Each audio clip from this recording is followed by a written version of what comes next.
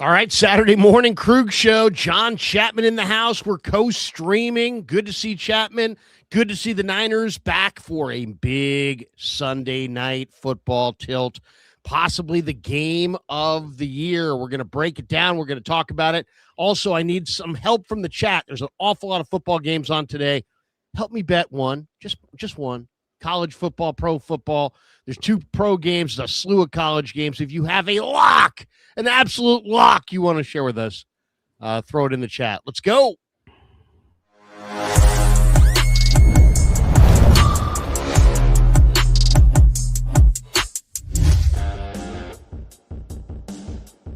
Off and running Saturday morning style. John Chapman in the house. We got the dual stream rolling. The Krug Show, of course, brought to you by Pig and a Pickle, the best barbecue in all of Northern California is Pig and a Pickle.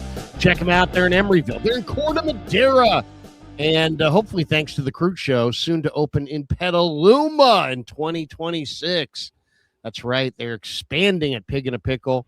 I mean, John, I get people sending me, pictures of their kids yelling "pig in a pickle."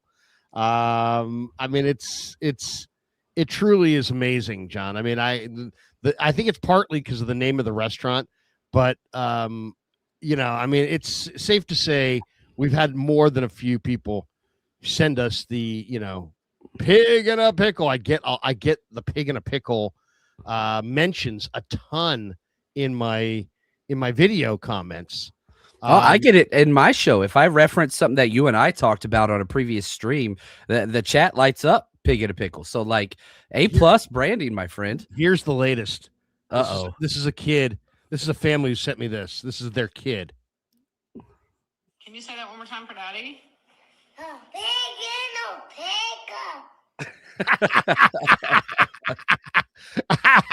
That's what it's about, man. That's when you have subjected your kids to too much Larry Krueger. Right there. He has reached the cutoff point. When the 3-year-old's first words. Did he say mom? Did he say dad? No. Pig in a pickle. He said, "Get me the brisket. Get me the brisket chili." Those were his first words. All right. Well, we're off and running. Let's get into it. And of course, we're brought to you by Sleeper and Habbas Law. We'll tell you more about them in a bit. Got a busy Saturday. It's a brief stream because we're only here till 10. I'm going to be over on the radio from 10 to 11.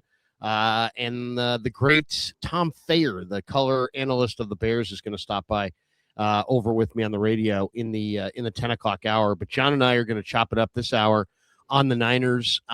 Today is Brock Purdy's birthday.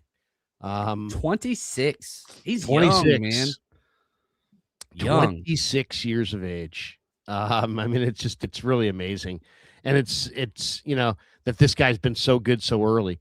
But you know what? I kind of want to start right there because I kind of feel like this is Brock's time. Now, some people would say, come on, Krug, he's a 7th round pick.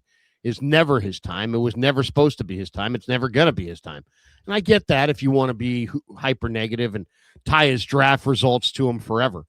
The reality is he's, Joe Montana won his first Super Bowl. He was 25. Mahomes won his first. He was 24. Russell Wilson won his first. He was 24. Roethlisberger, I think, might have been 23. We think of all these great quarterbacks. I think of Joe as having won very, very early in his career.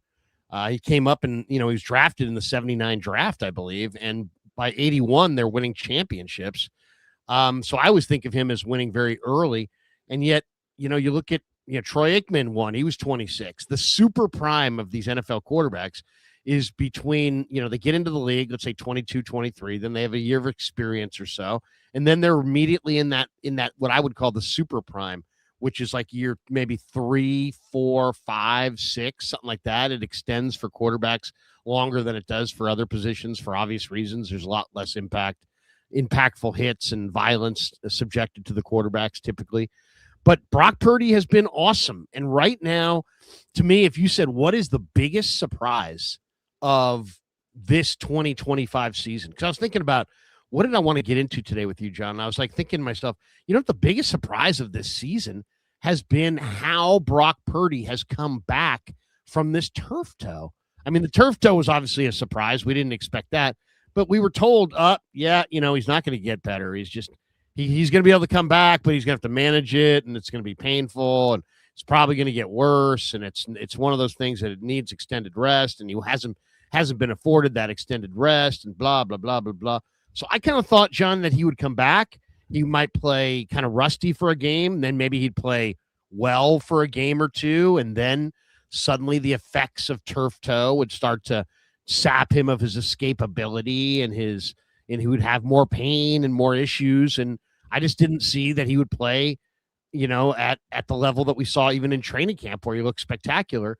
And John, he has come back and he looks better than ever. And he looks very much like the guy that we saw in training camp. So I'm shocked by that. And to me, that has changed.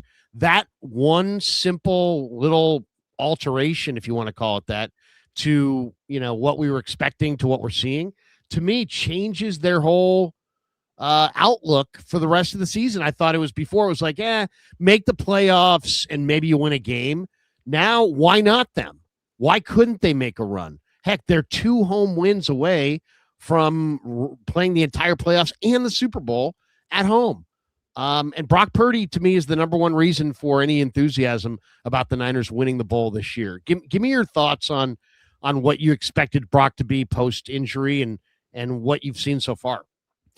Well, we're not too far removed from you got to stay with Mac Jones. There's no way you can change quarterbacks with the way Mac Jones is playing to Brock Purdy going 6-1 and, throwing 5 touchdowns in one game. Really should have been 6.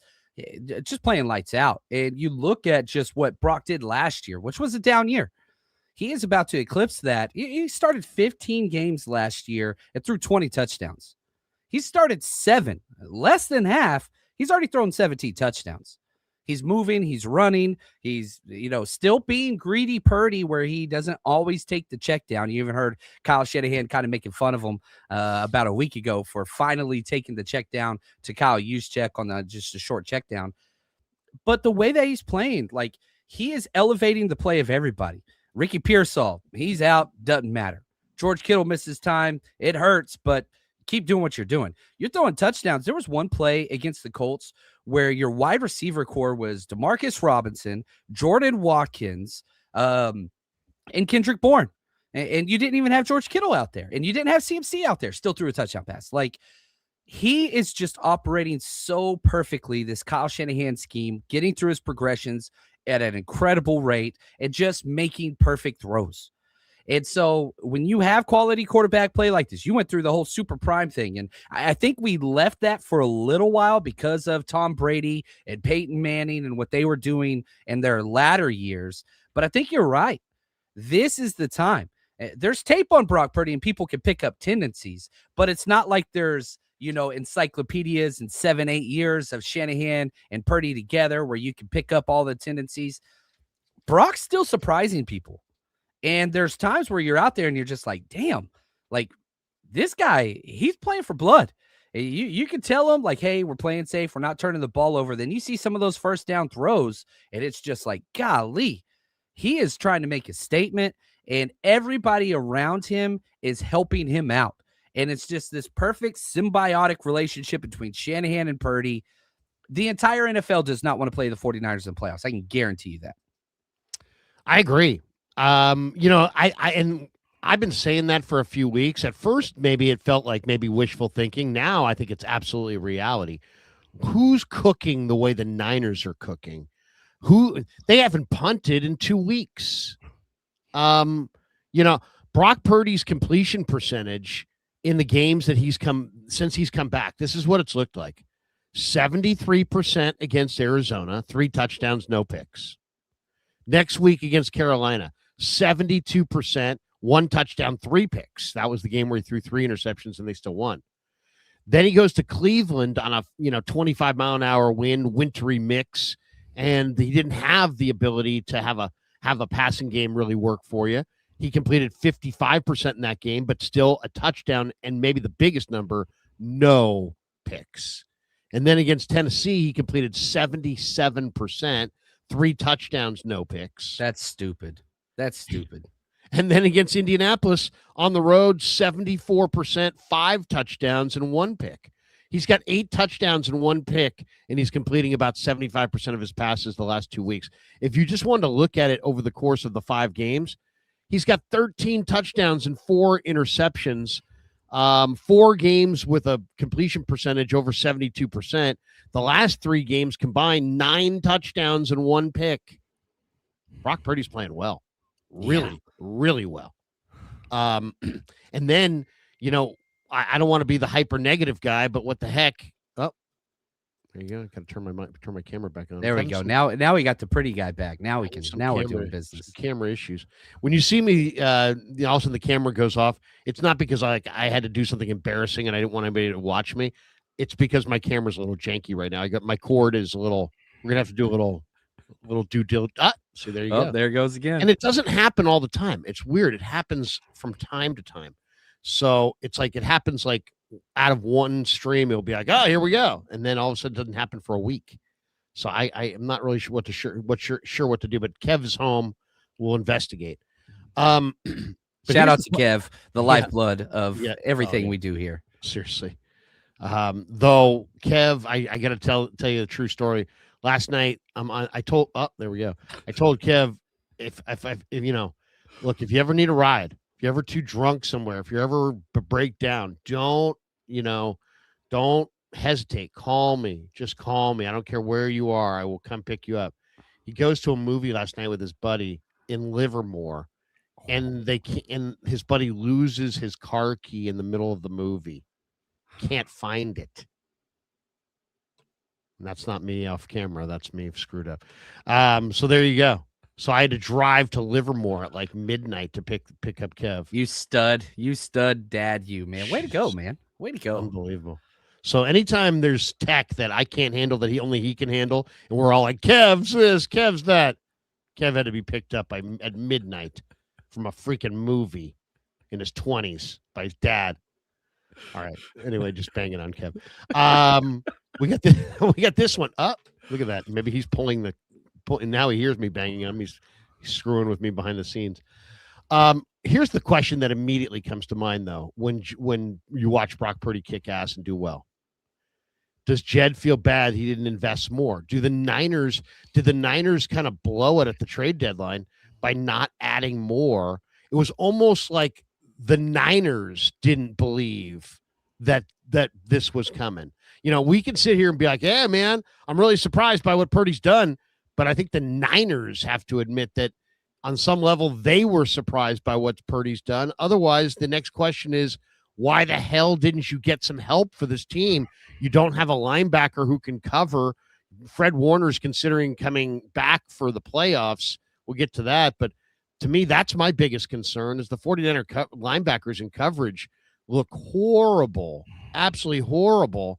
And that's my biggest concern in this game, the next game, the playoffs. It's not the O-line. It's not the pass rush, even though those aren't great units. It's the linebackers' ability to cover. And that's a very big concern to me. I think that's that to me. If you said, what's their issue? That's their issue. Yeah, Tatum. I mean, you saw the Colts. Their number one game plan was go right at Tatum Bethune, and it worked repeatedly. Now, he stopped the run, and I think that this kind of permeates over into the Bears game this week. Look, if Tatum Bethune can stop the run like he did against the Colts, I think the 49ers are saying, so what if we're a liability in coverage? If they're going to throw the ball 40 to 50 times to beat us, we're going to get a couple stops. We're going to get a couple interceptions. We're going to get a couple sacks. That's going to be enough because the game plan is 49ers offense, special teams, defense, get 1 to 2 possessions a game. That's all we're asking you to do. That's it. And so, yeah, I constantly go back and do that. Man, what if you did go get somebody? What if you did pay a premium to get somebody on the defensive side to help you out? I'm like cornerback. You're linebackers. I'm the corner opposite Diamador Lenore. Renardo Green, he's got his neck issue.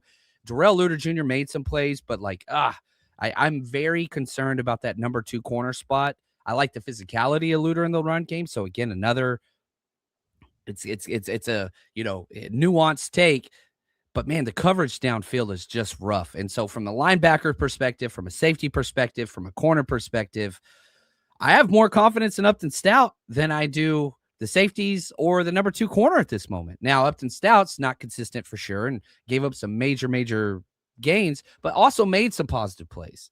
So the defense is just going to continue to be shucks. Like, yeah, you're going to be some horrible drives. They're going to convert on 3rd and 16 and 3rd and 13 and 3rd and 12 and 3rd and 11, like we just saw, and give up a lot of scoring drives. But man, if they can get those 1 to 2 possessions, is that enough? That seems to be what the 49ers coaching staff's banking on. Can that continue to happen 5 more games in a row? We're going to see, Larry. You're putting Robert Saleh, in kind of a tough spot. It's like, hey man, can you prove your worth here? I mean, he's a great coach, but he's going to have to be a great coach because they don't have a lot. Upton Stout's an interesting guy because on one hand, I hear what you're saying. He has given up some big plays. But then on the other hand, he's made a ton of big plays against the run, against the pass, and he's playing probably the most difficult position on defense that there is. That in this scheme too, like it makes that nickel spot because you have to play outside leverage on all those end breakers. That is, you're putting him at a disadvantage at the start, and he's at his best at that. Like he covers those shallow crossers as well as anybody I've seen in this role. I think he's very violent. He's very physical. I mean, he's out there to hit. I mean, he's really out there to throw his body around, and I love the way he plays. I mean, he really does. To me, he's really intriguing. Now, all right, let's talk a little bit more about this matchup because I mentioned something to Shanahan yesterday, and he's like, I didn't realize that. And I was like, whoa. Actually, You got him. I said something to Shanahan that he didn't realize. I was like, it was like the highlight of my life. But listen to this. This is kind of interesting. This was it. I was digging up stats on this. The Bears have not allowed an opening drive score in 7 straight games. And they've gone and they've given up, I should say, an NFL best 10 points on opening drives this season. And I mentioned that to Shanahan. I said, they're the best in the NFL on opening drives. He's like, I didn't know that they were the best. And I go, but you guys are pretty good on opening drives. The Niners offensively with Purdy at quarterback this year have 5 touchdowns and 1 field goal on 7 opening drives with Purdy at QB. So that's right. That to me, that's kind of interesting. I mean, it's like right out of the chute, one is, how are the Bears doing this? Right. I mean, I think the first question is, how are the Bears doing this? That's one of the things that they're doing really, really well, right? You're not scoring on the opening drive. So they're either getting ahead of teams or they're not letting you jump ahead of them on the first drive. The other number that just is like, what? This is crazy. The Bears have won 6 games this year after trailing in the final 2 minutes of the fourth quarter. They're the first team in NFL history to win 6 games after trailing in the final 2 minutes of the fourth quarter. So, John, I mean, I think it's safe to say the Bears are on a magic carpet ride. They really are. And there's one more stat I want to throw out that I think is really interesting. The Bears have 21 interceptions. Okay, they lead the league in takeaways. They lead the league in turnover margin. They're plus 20 up. Damn it. Lost the camera. We lost the golden goose right there. There he is. A plus 21 turnover margin for the Bears. It's the second best turnover margin for any team in the NFL through 15 games in the past 13 seasons. Only the 2019 Patriots at plus 22 had a better turnover margin. So for every negative, there's a positive, right? Okay, obviously it's a huge negative that the Bears, you're playing this team that is awesome in turnover margin and has 21 interceptions. So the first thing is don't turn it over, right? Like, you absolutely don't turn it over. But think about it this way. They're not that great of a football team. They've been aided by all these turnovers. And if they don't get the turnovers, I don't think they're nearly as good of a football team. And I just really kind of believe that if the 49ers can go, deep into the game Sunday night, let's say late third quarter, and they haven't turned it over. I think a team like the Bears starts to feel the effects of that. Like they're getting like, hey, this isn't normal. This doesn't feel like the way our games, we take the ball away. Our games, we intercept passes. Our games, we get extra possessions in the middle of the game based on turnovers. If they don't get those extra possessions and the way the Niners are moving the ball offensively, I don't think the Bears can score with the Niners. So even though it looks like major advantage Bears, and it is, right? 21 interceptions. Niners have 6. Niners have 6 picks. Bears have 21. But if Brock Purdy, one of the things that I think Mac Jones showed Brock Purdy is the impact of taking care of the football and not putting it in harm's way. Mac Jones did a great job of taking care of the ball. He won 5 of 8 games, 5-3 for Mac Jones. He took care of the ball. He didn't drive it down the field, but he took care of the ball for the most part. I think Brock Purdy has done a really good job taking care of the ball. And I think he understands the importance of it now. So, yes, he could have floated a pass to George. He did float a pass to George Kittle in the Colts game in the first quarter that easily could have been picked, and Kittle picked it out of the air, luckily, and saved his quarterback. But other than that, they didn't have a lot of turnover-worthy plays in this game. And I think overall that it looks like a major advantage for the Bears, but I think the Niners could use that against the Bears if they can somehow not turn it over. I think it will actually work in their favor. Well, with Dennis Allen as their DC, who's, one of the better DCs for the past 3 decades, head coach, not so much, but will they get frustrated? If they can go the first half without forcing a turnover, will they get over aggressive? And if you do that against this outside zone play action defense, Brock Purdy will pick you apart. If you start blitzing, Brock Purdy versus the blitz is a very, very good quarterback. And so if he knows it's coming and he can diagnose that, then the big plays will get bigger. That's just he'll take bigger chunks out of it. So that will have to continue. Now, you have these teams because Kyle Shanahan's at his best offensively first and third quarter always. Those 20-play scripted drives out of the first quarter to start the game and then out of halftime. That's where they're at their best. You talked about the Bears and all the fourth quarter comebacks. They have 6 fourth quarter comebacks. That's how many Brock Purdy has in his entire career regular season playoffs combined. They've done that this year in the regular season. Now, they've done it against some really bad teams, but the 49ers, let's be very honest, they also are playing a fourth-place schedule. Like these are 2 teams that are beneficiaries of playing those fourth-place schedules, and you've got a lot of bad quarterback play that they're going against. That kind of translates those interceptions that much. Can the 49ers protect the ball? Can they run the ball late in the fourth quarter? If you tell me the answer to those 2 questions is yes, the 49ers continue their winning streak. Can the Bears win this game on the road? Yes, they can. Ben Johnson has had a lot of success against Robert Saleh and D'Amico Ryans and, this entire scheme. Nick Sorensen, everybody's had success against, but that's kind of where it is. So this is a very interesting schematic standpoint of an unstoppable offense of what Ben Johnson has done with, the Lions, obviously, and then this year, how well they're running the ball no matter who is back there. Your boy Kyle Monangai, can Tatum Bethune and this 49ers defense, you held the Colts to under 3 yards per carry. Can you do that again? Give up the passing yards, but just make them a more one-dimensional team that can't rely on the run throughout the entirety of this game. Make them pass heavy. If the Niners can do that, which is funny because it seems antithetical because the 49ers can't stop the pass to save their lives. But if you get those 2 sacks from the rookies, if you get the interception, which turned out to be a pick 6 from D. Winters, again, that's all the 49ers are asking this defense to do. Give us 2 to 3 drives where you get stops. That's it. We'll handle the rest. And if the Bears get pass heavy, again, Odunze is not playing this game. And they've got weapons, but man, if the 49ers can get 2 to 3 stops, I'm not so sure the Bears feel the same way about their defense.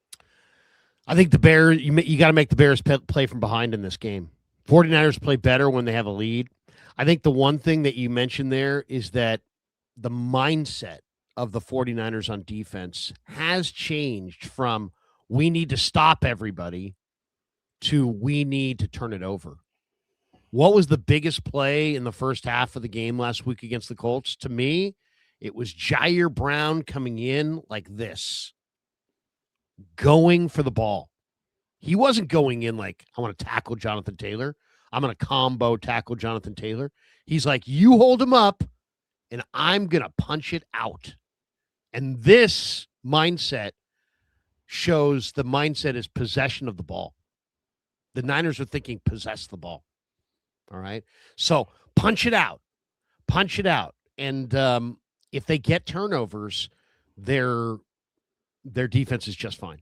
Their defense is just fine. And to me, the greatest defensive player for the 49ers, Brock Purdy. He's got a 130 quarterback rating on third downs. Gosh. It's been fun to watch. Yeah. He's kicking ass on third downs. They're staying on the field. They're winning time of possession. They're keeping their thin defense on the sideline. The Niners defensively are 18th overall, 8th against the run, 23rd against the pass, 11th in points per game allowed. So they've been better in the red zone than they have been overall. But yeah, that's my big question for the Niners is, can their linebackers cover? And that to me is a major question. I mean, it absolutely is a major question. But the other one is, if the Bears get a lead, can the Bears run it down their throat with Monangi and Swift? Now, here's something that's kind of interesting. The Bears have rushed for at least 138 yards in 7 of 8 games. They got the number 2 rushing attack in pro football. They rumble for about 150 a game. But the Niners' run defense, which has been absolutely raked over the coals, and justifiably so, right? They've struggled.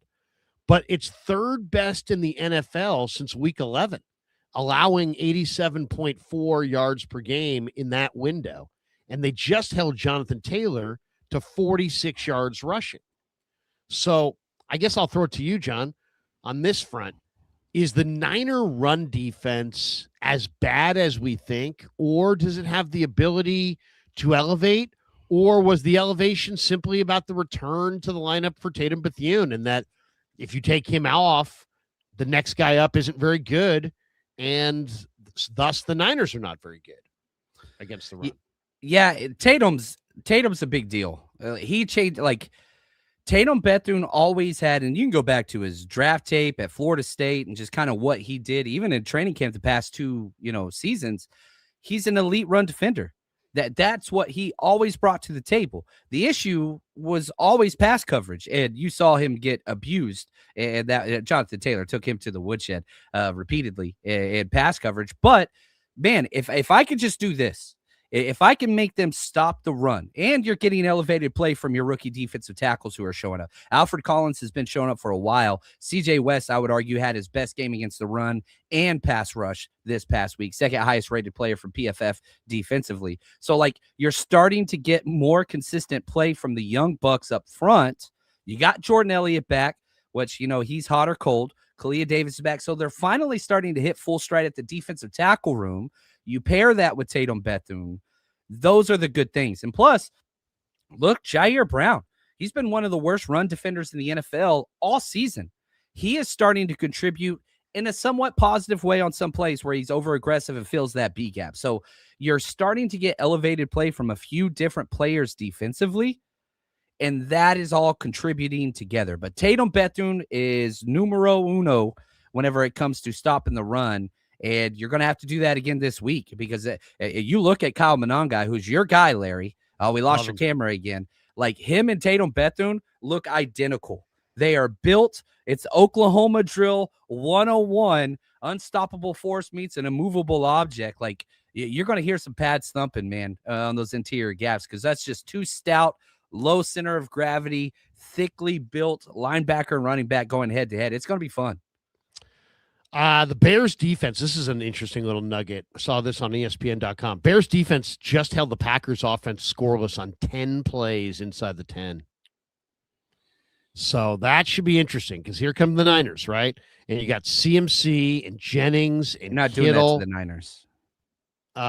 And Demarcus Robinson, who's really good in the red zone, and Purdy, who's really good in the red zone. And we'll see. I mean, who's going to win this game? It could come down to that right there. Just who's better in the red zone. All right, let's do a couple things. First of all, Niners Nation has an interesting article out, and they're Niners basically Nation. Shout out Kyle Posey. And this is Rohan, our friend Rohan, Oh, heck yeah. who says the Niners will need a player to step up in the secondary. And basically, Renardo Green's got a injury with the neck, and Darrell Luter made his second start of the year. He played 100% of the defensive snaps at outside corner. He finished with 6 tackles. He had a PBU. He did have a couple PI calls. Shanahan said, I thought he had done a really good job. I thought he played really well.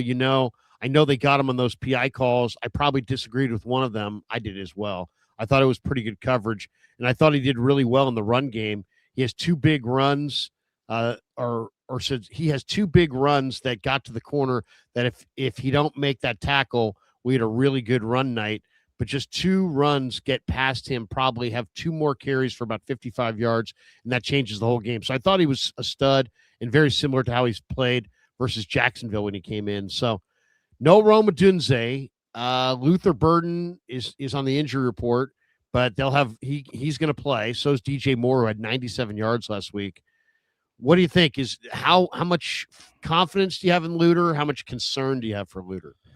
Concern's high, especially whenever they do that kind of, man cover one, whenever he doesn't have safety help. His length and physicality are great, way better than Renardo Green. So he's going to help against the run game much more so.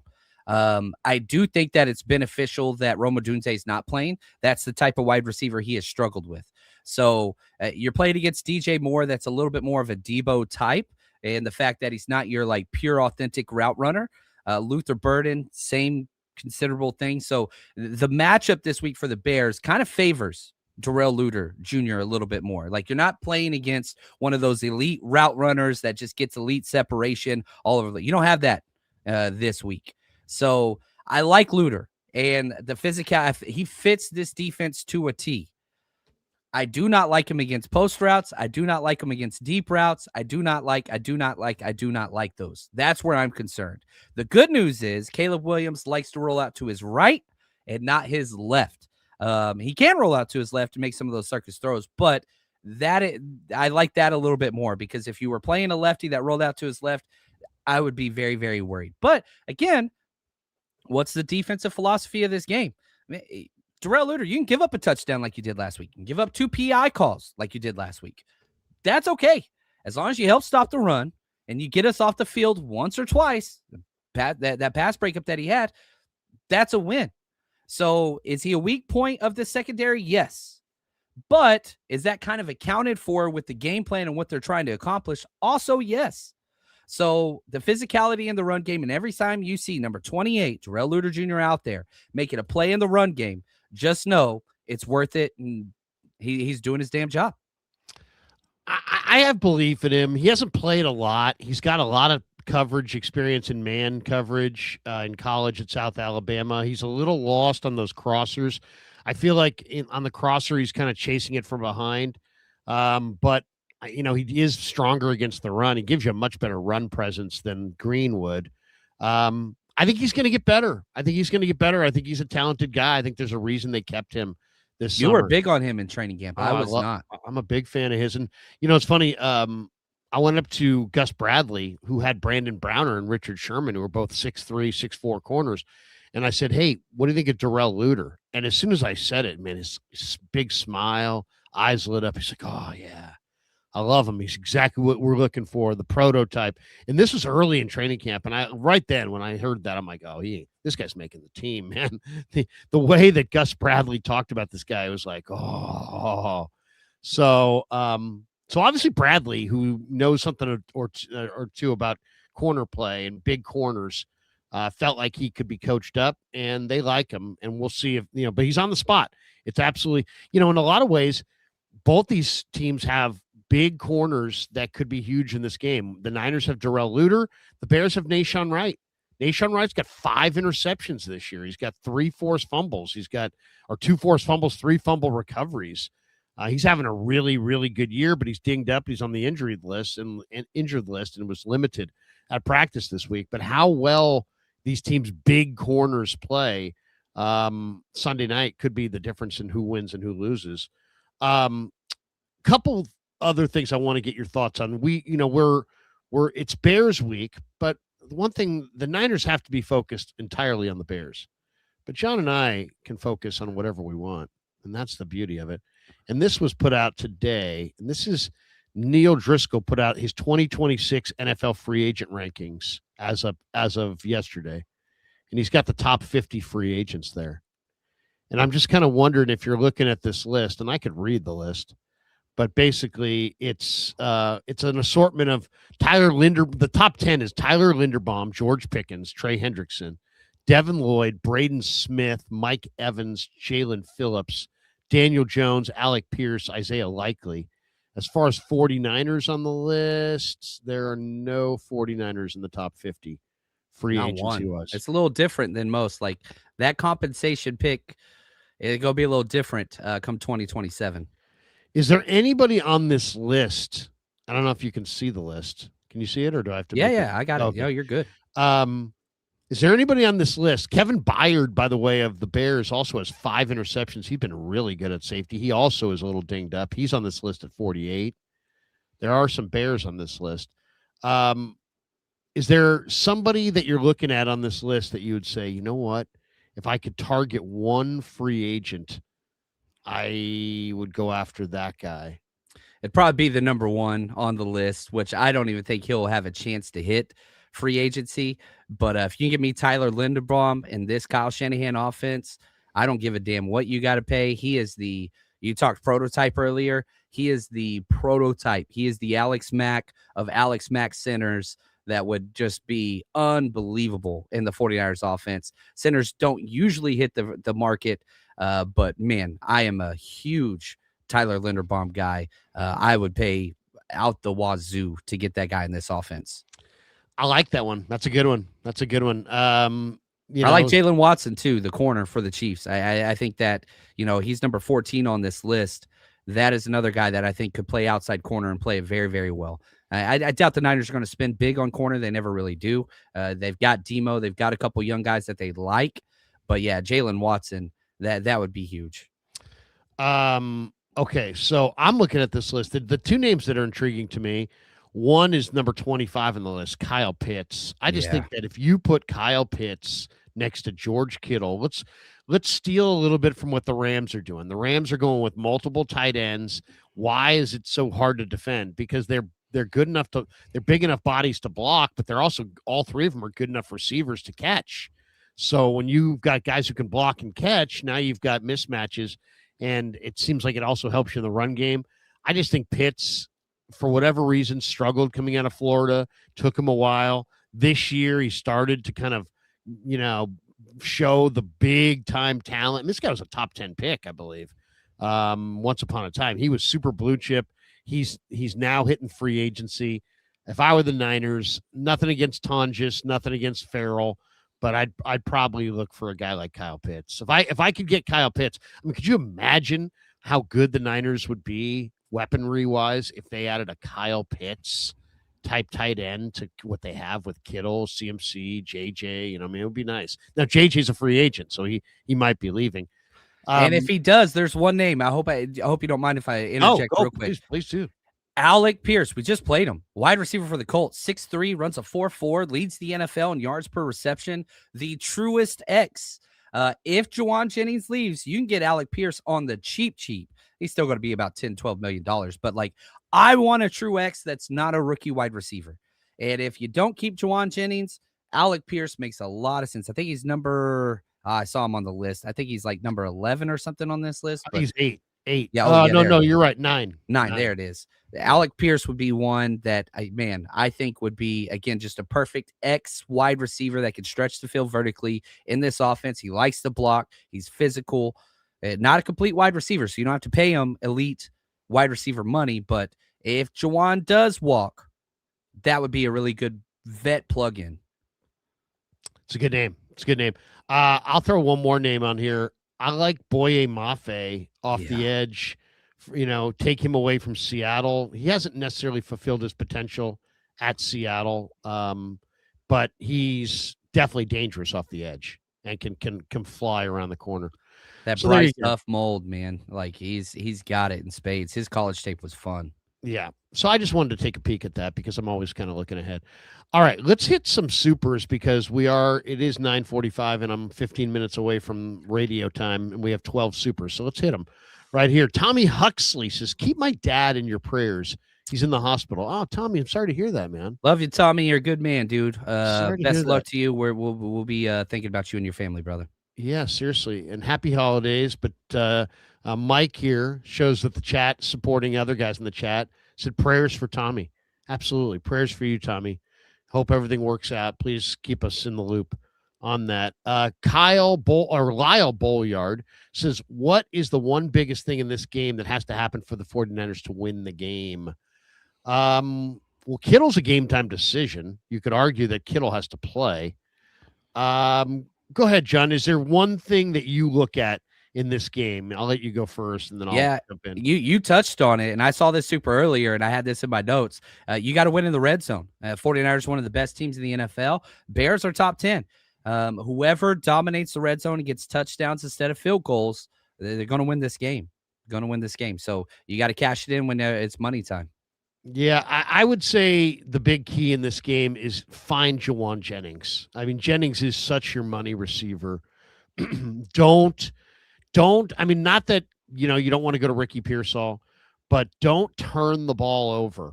And I'm a little nervous about Pearsall in the middle of the field, and I'd rather throw to Jennings in those big situations. He's just such your money guy. So that would be my thing. Throw it to Jennings. And then, I think play with the lead. Play with the lead because the Bears rolling downhill with that run game is going to be way more difficult to stop if they've got a lead. Lyle says, "In your opinion, which team is the tougher matchup for the Niners, the Bears or the Seahawks?" Seahawks. I don't think the Niners can match up with JSN. I really don't. I think that, but the wild card to me is Caleb Williams because Caleb Williams completes 50 some odd % of his passes, but he doesn't turn it over, and he does extend plays. And so that Seahawks defense is good, man. Yeah, Seahawks defense is good. The Niners, I think, may have a little mental edge on Seattle. Yeah, Purdy owns them. Yeah, Purdy has never lost to Seattle. Bill Kennedy says, "Grade the season if the Niners lose out. Please keep Mac." I would give the Niners a C if they lose out. Because if they lose out, that means they're one and done in the playoffs. One and done in the playoffs with this much talent is not. I think you got to win a playoff game. I'm not going to adjust my expectations just to make it more friendly. My expectations are that they go to the playoffs and win a playoff game, and preferably two. I think if they get to the NFC Championship game, I think it's been a successful year. Period. Oh gosh, yeah. I would say B- is what I was thinking if they lose out.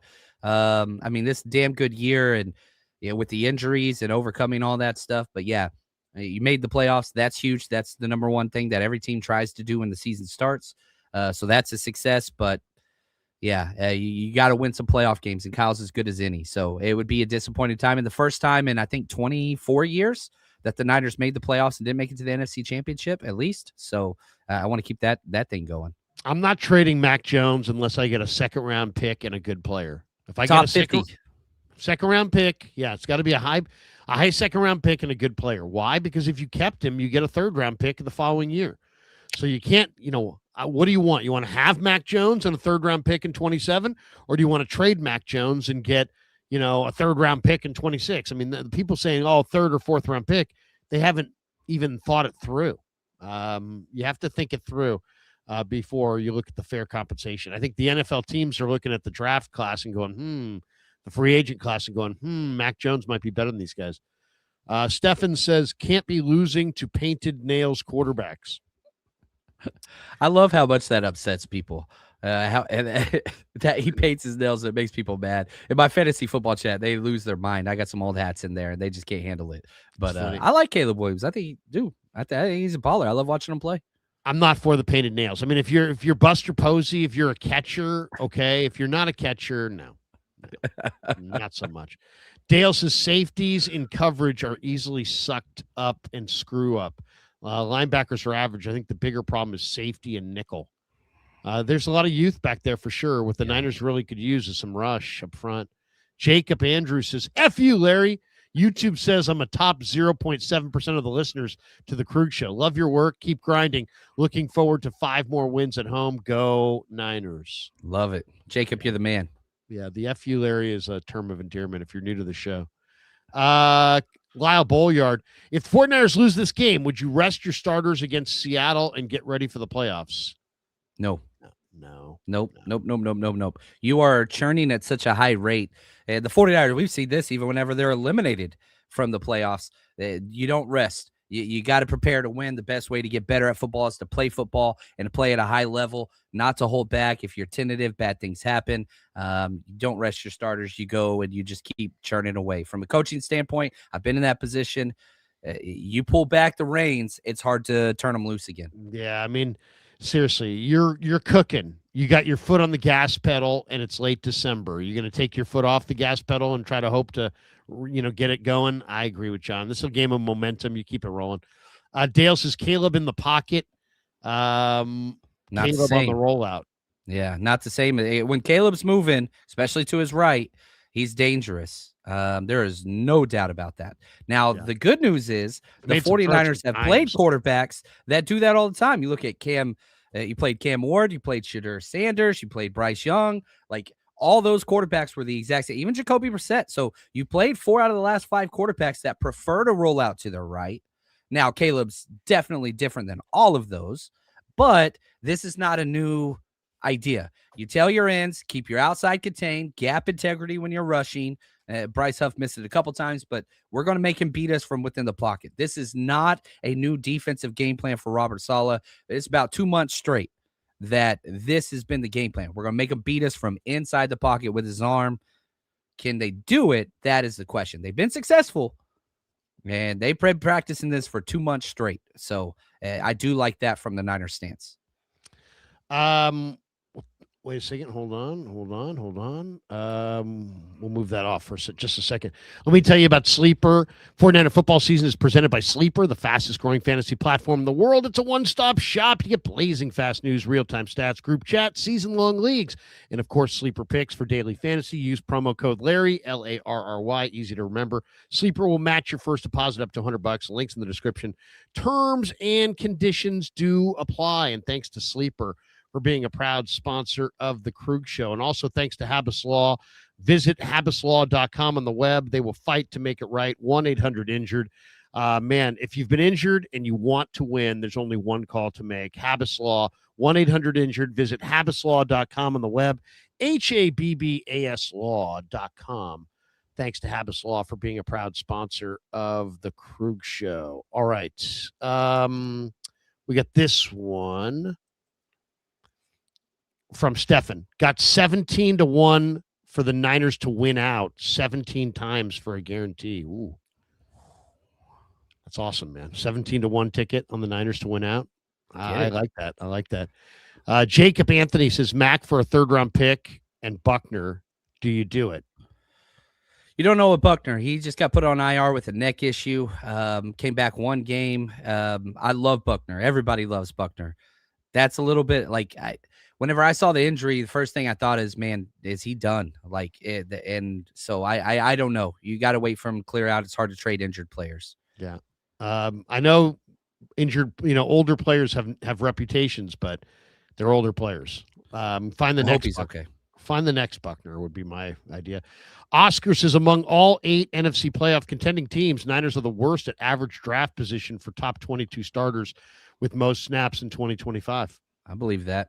Yeah. Especially whenever you look at the injuries to Mikael Williams, Nick Martin not playing, just this rookie class alone, it shows that when your big hits are in the 4th or 5th round, that's going to be the way it goes. No question. The Black Hercules says, fellas, I need your help. Headed to Levi's tomorrow with a buddy for the epic matchup. What should we do before kickoff? Bang, bang. Oh, here, what I would do is I would go on Facebook and look up The Niner Empire. They hold one of the best tailgates out there in Blue Lot 1. Message them on Facebook. They'll take care of you. Joe Lenore is a freaking legend, and you're going to meet some great people. You're going to have a good time. So that would be my recommendation if you're a tailgater. Yeah, and Johnny knows that's his area for sure. He knows that well. And if you don't go there, you can always wander through the parking lot. There's a lot of great Niner fans partying and just kind of take it in kind of collectively. And there's a lot of great, a lot of great relationships formed in that parking lot for sure. Cam's dad says, watch Caleb lose his temper tomorrow. I wouldn't mind seeing that. Same. Dale says, Larry, do you still believe in Pearsall? I do believe in Pearsall, but my concerns on draft night are still my concerns today, which is everybody told me that this guy's Julian Edelman. Julian Edelman's like the toughest receiver in the history of the world. So something would tell me that he's probably not Julian Edelman. Now, I like Ricky. There's things I love about Ricky. Ricky really wants to be good. He holds himself to high standards. He works really hard. He's a great kid, but he's got to stay healthy. The biggest ability is availability. And this was my question. Can he stay healthy? And to this point, it's been kind of a challenge. All right. 51 straight games played in college, and then now it's just nothing but injury since he's been with the Niners. It's weird. It might be unlucky. It might just be unlucky. Weird. Here's the thing. Jesse Sapolu had a great career with the Niners, but his first 2 years were washed away with injuries. Sometimes stuff like that happens. So anyway, that's going to do it. If you want more Niner conversation on my end, I'm going to be over on KMBR talking Niners between 10 and 11 for 49er Forecast, which is next. John, have a great Saturday. Do you have a college game you're watching for today? Oh, man. Pop-Tarts Bowl? Are you kidding me? It's going to be mayhem. Let's go. I mean, they're crazy. So let's get crazy. Let's get weird. Why not? It's college football season, baby. I like BYU and I like Missouri. Those are my picks for today. So I'm not sure if I'm going to parlay them. I might bet them both straight, but there you go. For John, I'm Larry. Have a great rest of your day. If you want more Niner coverage, join me on the radio 3 minutes from now. Until then, peace. John, good to see you, man. Wait. Hold on. Can't get out of here. Not yet. Got to hit not yet. We're not leaving. We're not leaving until we can find the button that allows us to leave. Goodbye, everybody. Yeah, never met a man I've been scared of.